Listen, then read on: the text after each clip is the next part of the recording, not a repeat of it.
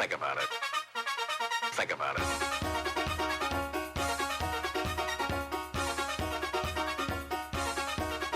Think about it.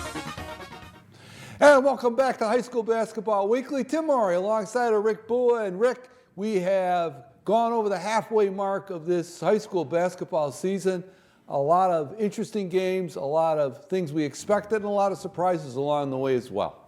Yeah, here we are, January 26th, and the reason we know that is because of the snow that we didn't have so much for the holidays, and we knew it was coming. We've had a meteorological-wise, we've had a pretty good January, but here we are, and it's created some havoc. Game nights could be almost any time. It doesn't have to be Tuesdays and Fridays like it used to be. So a lot of teams have been snowed out and postponed and over again. But we do have a few teams that played, and we've got a lot on hand tonight. So we'll get going. Right, and talking about the weather and postponements, two teams in our northern Berkshire area did not play over the past week, that being Hoosick Valley and McCann. Hoosick Valley has a game postponed down at Lee. McCann had a postponement against East Hampton, and we're going to question whether or not they're going to be able to get those games in the near future. Hoosick Valley, however, the ladies do have a big one coming up, Rick. That's Tuesday, January 31st, against Springfield ICS, a game that we're going to be covering. That's our high school game of the week coming up, and there it is, Springfield ICS at Hoosick Valley. That should be a dandy. Yours truly, along with former jury coach John Franzoni, will be there to bring the action to you. Tim, that should be a great game. Springfield ICS, the former Sabas school in charter school in Springfield, with an incredible boys program and a much improved and very, very good girls program they've had for several years now. And they're in two different leagues. Of course, the Hurricanes are in the Suburban with Wacona and Amherst, South Hadley, some of those schools, and ICS is in with Drury, Mount Greylock, Monument Mountain, Belchertown, and a couple others. But I see those teams being almost mirrors of each other as far as talent's concerned. Springfield ICS is undefeated in their conference. If you told me a couple weeks ago that the Lady Hurricanes would be vying for another Suburban title or a shot at the title, it wouldn't have been that favorable at that time. But they're on a 7-game winning streak. They're just sitting tight now, waiting. And as we've talked about several times on this show, that the kids just get very anxious, and the coaches, they practice all the time. There's only so much practice you can do. You need that gameplay, and hopefully the weather will clear out very shortly. We'll get back on schedule, and the Lady Canes will take care of business. But that should be a really, really good ball game. You and Coach Franzoni call up there in Cheshire. And that's Tuesday, January 31st. If you have an opportunity, you want to swing up there and see them. If not, just check your local listing here on channel 1302 for the playing of that game that we're going to be covering. Two teams that did get a lot of action in, Rick, the Drury Blue Devils. They had kind of a split week, so to speak, winning one and losing one. Yeah, they won the game that I'm sure Coach Downey told me, very, very careful. You're on the road, you're going to Lee, but it's a very, very young and rebuilding Lee team from the girls team that they put on the court last year. And so I'm sure he kept them focused and not got too far ahead of themselves. But then, and they did win that ball game pretty easily, 54-26. Morgan Sarkis and Alyssa Russell, the two seniors, led the way with 11 points. Jacinta Felix had 10. So Jacinta's starting to come on. She's had double figures the last few games. Drury was had a commanding lead all the way through. They led 44-13 heading into the fourth quarter, and they never really looked back. But they couldn't put two back-to-back together as they take their annual trip to Pittsfield, to Taconic, and lost down there 53-29. Just didn't play very well down there that night. Morgan Sarkis was the leading scorer, only with 6 points, and 5 apiece from Brooke Bishop and Jacinta Felix. So when you don't have anybody in double figures, and Alyssa Russell's held down a little bit, and she's been held down lately a little bit, it's tough to get those points. But Drury's sitting at 5-5 overall. I think Coach Johnny would be hoping that halfway through he'd be a little bit better than that based upon the strong way he finished last year. and they're 4-3 in the Central. So if we pulled out the Central standings now compared to last year, they're almost a carbon copy of each other, with Springfield ICS at the top, followed by Belchertown. And then right smack dab in the middle, you've got the three teams, the Berkshire County teams, Drury, Greylock, and Monument, all vying for the next spot. So you can see up there on the left-hand side, the Central, Springfield ICS 7-0, followed by Belchertown. One of Belchertown's losses was to Drury in North Adams, so they're waiting for the Blue Devils. Blue Devils' next game is at they're Belchertown. playing them tonight. Yeah, it's right there. That's a big one. It is. And Greylock, maybe not 500 overall at 4-6, but 4-4 in the league. And Agawam is tough, and they can be right there too. So except for your 7-0 team and your 0-8 team, it's just a battle for the top spot of that division. No question about it. And like you said, Drury's got a big week coming up here tonight. They're playing Belchertown. We obviously don't have the results of that one at Belchertown, and then they're at home against Mount Greylock. Two big games for the Blue Devils, and that's going to determine a lot, both in their league and in postseason play, Rick. I'm looking forward, Tim, to the Greylock game. That's always a very good game, both when the Blue Devils go to Williamstown and Coach Jacoby brings his girls to North Adams. It's always a good one. Northern Berkshire Community Television will be there. We will be at Drury High School on Friday night, the 27th, to do the Drury Mount Greylock game. Drury got the better of, I think, the first game. Yes, they did. So we'll see what happens here. Well, talking about Mount Greylock, they had a tough week. They lost two very close games during the week. And this is a team, they're right on the cusp, Rick. I really think they're just there, and they just got to get over that hump. Yeah, they're a typical Coach John Jacoby team where they scratch and claw from this point forward to get to that 500 mark. Now they're not bad. They're at 4-7. They've got a haul. They're 4-5 in the league. It's a tough division. They're going to have to win their non-conference games, and they're going to have to get a couple of upsets. But a couple of really tough, heartbreaking losses this week, or they would be right around 500 right now, Tim. They lost to Mount Anthony of Bennington, Vermont, 41-38. Charlotte Cootie, the incredibly talented sophomore, led the way with 17. Molly Sullivan had 11. And they also lost to Belchertown 43-40. They led 23-15 at the half, but they got outscored 28-15 in the second half. Again, Charlotte Cootie led the way with 18. She had a really nice week. And they've got Drury coming up on the 27th, and then they host Munson on January 31st. But they're going to have to get a few wins in a row here. And as Coach Jacoby's told us on this program many times, that his kids they're used to playing like this in his program, where it's crunch time and every game is almost like a playoff game. Well, it certainly is crunch time for Mount Greylock. And of course, talking about Charlotte Cootie, the outstanding sophomore for Mount Greylock, she is this week's girls' high school player of the week for her efforts for the Mounties of Mount Greylock. And this is the second time this young lady has been our player of the week, Rick. Yeah, she's the first two-time award winner here on either the boys or the girls side. But we love it when we can give it to a student athlete that helps propel their team to victory. But without Charlotte's 17 and 18 points versus Mount Anthony and Belchertown, who knows what would have happened. She's the go-to player. She's been their top scorer the last couple of years, and Coach Jacoby relies on her a lot. And she's only a sophomore too, so you build a little bit around her, and good things are going to happen over at Mount Greylock with that girls team. Absolutely, well-deserved recognition for Charlotte Cootie. While we have a moment, Rick, let's look again at the girls' standings here in the leagues that we cover. We don't talk enough about it, but we're now over the halfway mark, and we're there. And you look at that girls' Central Division. This has turned out to be quite a conference. Springfield ICS, as you indicated, they're undefeated in league play, 9-2 overall. That's a solid team. But you know, everywhere you look there in that league, all those teams are pretty evenly matched. The only exception being Ludlow there at the bottom. Yeah, in the Central, absolutely. For some reason, Tim, and I think it's got to be matchup. That's the only thing I can think of, or Drury Speed. Drury matches up with ICS. They just haven't beaten them, but they've given them some very, very good ball games. Right. 2 good ball games last year, 59-50 loss in Springfield this year. That loss at ARC in the MIAs last year on a heartbreaking last-second shot. So I think Coach Downey knows that his team can play with Springfield ICS. Drury has given Belchertown one of their 2 conference losses.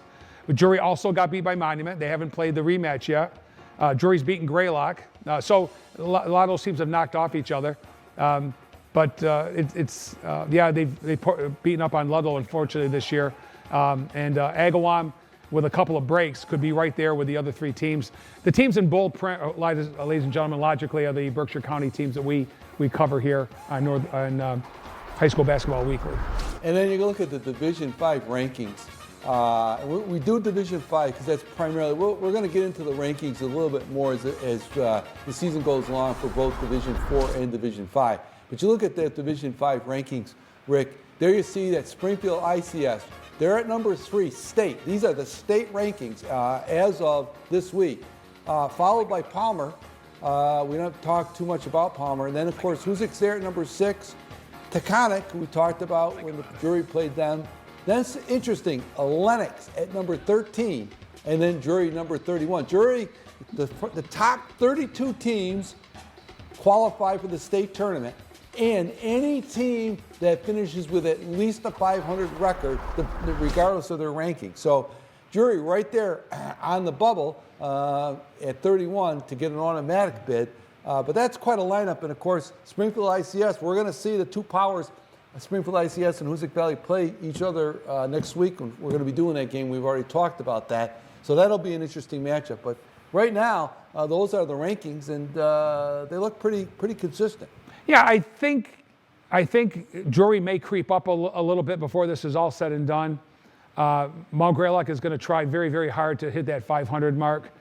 I'm thinking Lennox probably will drop a little bit. I think Hoosick Valley could gain a little bit. I think they're being very highly respected at 6. I think they can go even a little bit better than that. Taconic plays a very, very tough schedule, as the boys do. Play a lot of D2 teams. Yeah, and if we could just go back to the league standings that we just talked about a moment, just to look at those again, and you see in that girls suburban, and that's quite we talked about this several times. It's quite a division. Amherst, with that loss, Hoosick Valley pinned the loss on Amherst. They split with Hoosick Valley this year. Hoosick Valley, with a conference record of 7-2, and like you said, Rick, if you thought Hoosick Valley had a chance to perhaps win that league earlier in the season, you wouldn't have thought that. But that's a tough. Those 4 teams right there at the top. That's a tough group. That of the 4 leagues we're looking at there right now, Tim, and all due respect to all the schools, all the players and coaches, or the organizers in the Pioneer Valley that put these conferences together last year for a 2-year trial, that is by far the strongest division. Amherst, Wacona, Hoosick, South Hadley would compete easily with the Franklin West, the Central, and the Franklin North. That's why we talk about so much letting the teams play where they really think they belong, based upon their win-loss records from the past and the program that they're in. But Amherst is playing very well. Their loss to the Hurricanes. Wacona, who I thought was pretty unbeatable, now has 3 losses and split last week. South Hadley is always a tough team. Right. But those first 4 are any of those first 4 teams. The 3 losses by South Hadley, maybe not, but certainly Amherst, Wacona, Hoosick Valley could win that conference. Right. So we'll have to watch that as the season goes along. And turning now, Rick, our attention to the boys' action. Again, due to weather and scheduling concerns, looking at the boys' action, we had 2 teams that didn't play. Again, Hoosick Valley, they were unable to play due to some weather and scheduling concerns. So they had a postponement. They were supposed to play Lee at home, and then they had a postponement with Renaissance. Last night they were supposed to play Renaissance. So those 2 games, they're going to have to be made up. They played Wacona tonight in a biggie up at Hoosick Valley. We'll report on that. We're going to actually have film on that game that we're going to show. You want to check channel 1302 for the listings. We'll be covering that game and have that being replayed. So they did not play. They stand with a record of 6-3. And McCann also had a postponement, but they did also have some action for McCann, Rick. Yeah, the Hornets under Coach Chris Bullitt are on a three-game winning streak right now. They defeated, in the only game they played this week, they defeated Smith Folk 67-52. And for the probably fourth or fifth time in consecutive games, junior guard Jake Holland has led the scoring with 15 for the Hornets. Kobe Marco, the senior center, had 12, and Eric Rougeau and Zach Holland each with 9. And we've been bringing up Zach Holland's name, and we've been bringing up Eric Rougeau's a lot since the beginning of the season. The sophomores playing very, very good basketball for the Hornets. And they're at Hamden Charter tomorrow, the 27th, and then they're at Duggan. So they're sitting at 7-4 and 2-3 in the league. But they're kind of playing the same kind of basketball they did last year, and they win the games that they should win. And I think with a lot of teams that we cover, Tim, and we could say this with almost any of the boys or girls teams that we cover, is that you really, really want to take out the teams that you really should. Right. And then a surprise win here or there. And when we talk about the Mount Greylock boys, we're going to get into a little bit more detail on that. Right. The Drury Blue Devils, Rick, suffice it to say, they're struggling right now. They're on a long, long road trip. As we've talked about previously, they are got a lot of games on the road, and they've had a tough one. They did had their game at Lee postponed, but they lost a tough one down at Lennox. Yeah, you could see the Lennox team coming on a little bit, and I can't imagine how much confidence they had when they walked off that floor down in Lennox last night after giving Drury an 83-73 loss. They were beaten last year down there by 50 points by the Blue Devils, and by no means did Coach Reset put the burners on either. So that's just the way the two teams were last year. When Lennox came to Drury, it was not quite the same outcome, but it was a significant, easy victory for the Blue Devils. And then came the Western Mass tournament and then the MIA Division 5. So 3 out of 4 games that the Millionaires and the Blue Devils played last year was up at the Bucky Bullitt Gym. We covered most of them here on Northern Berkshire Community Television. And every game got a little bit closer, and including the very last game where Lennox simply didn't go away. And even though the score was double digits in both the Western Mass game and the MIAA Division 5 game, they played a lot better than that, and the score did not indicate the way the game was played. Right. So this year, Drury put it to them again, won by 15, but trailed at halftime, I believe, up at the Bucky Bullitt Gym, and just didn't bring it last night. I don't know if it was just based on defense. When you score 73 points in a 32-minute game, that's a recipe for a win. Right. So I was a little bit surprised to see the Blue Devils give up 83 points. But I got to say, hats off to Michael Butler, the incredibly talented Millionaire. He led the way with 30 points, and he had 4 teammates also in double figures. So easy to see that happen. But Louis Gelati did all he could do, and he's been doing it all year long. He had 28, and Amon David, his counterpart, forward senior, had 11. So Drury's not getting scoring in the backcourt. They were getting a little bit of scoring periodically. Miles Beauchamp has come on strong. He's started scoring lately. And Dante Dillard, that was pretty red hot at the beginning of the season, has cooled off a little bit. So it's all about consistency with high school basketball as it is with college or even the pros. And continuing on their road trip, Rick, tomorrow night, the Blue Devils are at Frontier, and then they go on Monday, January 30th, to Greenfield. A solid Greenfield squad, a team that gave them a game you saw. A team that gave them a hard time, and they gotta start winning some of these games because it doesn't get any easier from here on out. That's for sure. Yeah, the Frontier win at Drury this year was an easy win. I'm not sure, but my guess is that Frontier wasn't at full strength.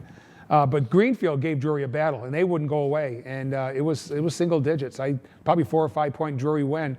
And even before Drury took to the road in early January, and we said we won't see the Blue Devils back in North Adams until early February, I thought to myself, boy, they're going to have to play a really, really good ball game to knock off Greenfield. And Greenfield is getting better all the time. So that's going to be a very, very tough one for the Blue Devils down there. But yeah, I'm hoping, as Coach Reset is, that they can keep that 500 mark. And they're a little bit below it right now, but they can tighten up the defense a little bit and score points and get a couple more wins. Then they'll be okay. A team that continues to play pretty good basketball, the Mount Greylock Mounties, Rick. They only played one game over the past week, but it was a big one. They defeated Lee in a very close game. Yeah, they defeated Lee 51-49 down in Lee, and I said to Tim just before this program, with high school basketball, home cooking is a lot of fun with the team that practices on their home floor, plays on their home floor, knows that floor better than anybody else, brings the crowd in. That's the home court advantage. That's the term we use. And a lot of teams, from the pros all the way down to high school, have it a little bit harder on the road. And it's kind of been a little bit of a Jekyll Hyde, Coach Bob Thistle Mounties boys team this year. We told everybody on this program right in week one that they were now a senior-oriented team. And they brought a lot of talent, and they were so close last year. They had all that experience coming back, and they're playing pretty good basketball. They're a team that we covered at the beginning of the season that took Drury to overtime, and we thought for sure they were going to take the Blue Devils down before the overtime. Right. There was a team that led down in Cheshire against the Hoosier Valley Hurricanes for almost the majority of the game and lost it at the very end. This is a team that played Paulo Freire, the state Division V runner-up last year to Maynard over in Williamstown, took them right to the very end and lost by maybe 3 points. So they can play with the big guns, and the coach knows it, and the players know it. But then you have the Mountie boys team that lost to Mount Everett. No disrespect to Mount Everett, but that's a winnable game for Greylock. And Lee is having a down year, and the Wildcats battling the Mounties 51-49 says a little bit too. So I'm not sure what it's about, if it's about consistency or not. But they got a pretty big game last night from Seamus Barnes, their big senior center. He had 15 points. Max McAllister had 11. So while Chase Doyle was down a little bit, and who knows, unless you covered the game, Tim, right, and saw maybe a triangle they played on him or double coverage if they played man-to-man, I'm not sure. But Seamus Barnes stepped up, scoring 15, and he was the key factor in that big win at Lee. And they're sitting at 7-5, 6-0 in the league. We'll show those league standings here in a second, but that's the league that they went undefeated in last year. They were 10-0, and we talked about that. Right. I seem to bring it up every week on this show about the possibility of them having a pretty good overall record, but the possibility of actually going undefeated again. You've got Smith Academy, a pretty decent team in that league too. So the Mounties, they can bring it. Depends on what game they bring that night. Right. And speaking of Seamus Barnes and his efforts for Mount Greylock, Rick, he's our boys' high school player of the week. Seamus Barnes, the big senior. Yeah, he's a mainstay. He's a very, very, very tough kid, and you can't forget the game that we did up at Drury this year, where they just kind of had him pop in the middle and fed him, and boy, he just feasted that night. And I think he ended up the leading scorer for the Mounties with 22 points, but I really thought he played better than the 22 points. I thought he had more than 22 points. He was pretty much unstoppable.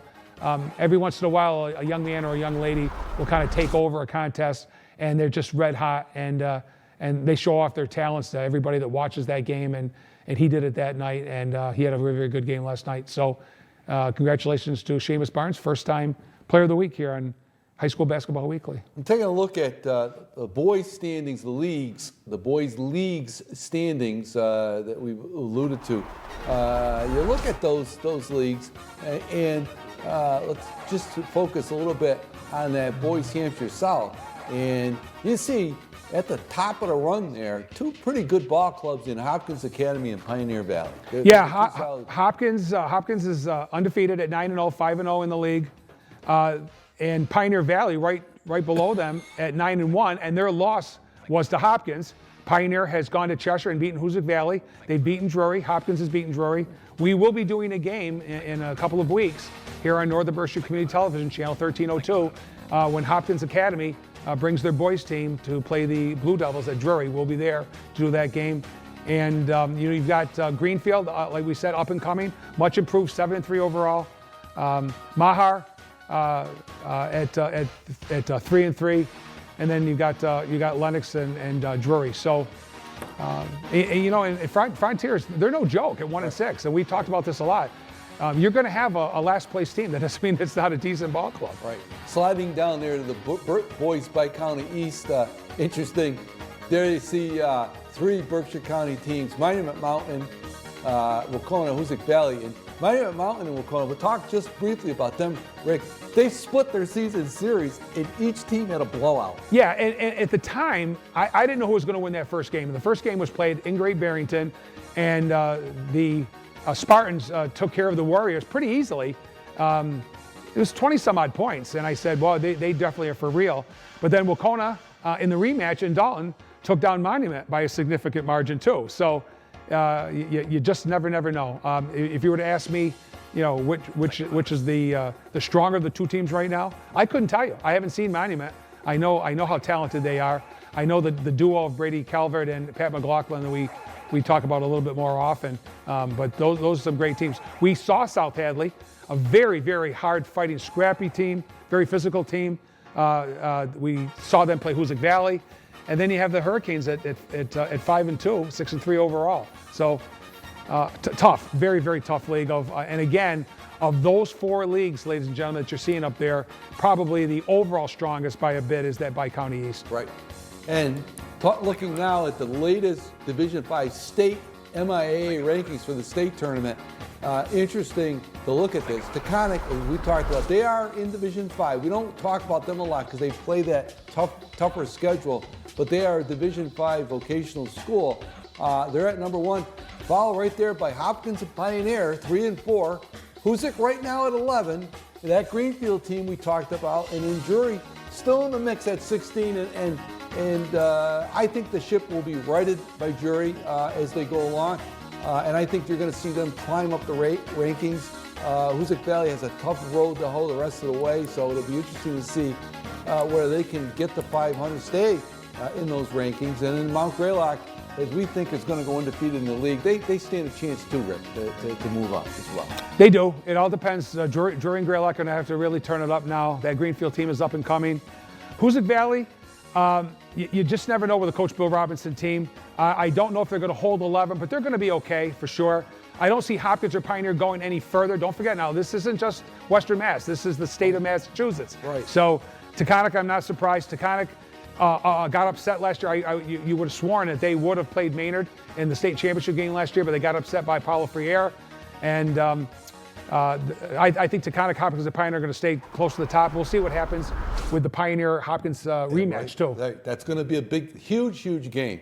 And, of course, we'll be keeping you abreast of all that as we go forward in the season right here on High School Basketball Weekly. You can see High School Basketball Weekly right this time every Thursday night at 7:30. We rebroadcast Saturday at 10 o'clock and Sunday at 7 o'clock. And following High School Basketball Weekly, we always have a high school game, Rick. And of course, we had, with the weather playing havoc with our schedule, we're going to rebroadcast that outstanding game between Wauconah girls and Hoosick Valley girls just following right after High School Basketball Weekly again this week. And of course, next week we'll have another game for you to watch following High School Basketball Weekly. So for Rick Boo, I'm Tim Morey saying thank you for tuning in. We'll see you next week right here on High School Basketball Weekly. So long, everybody.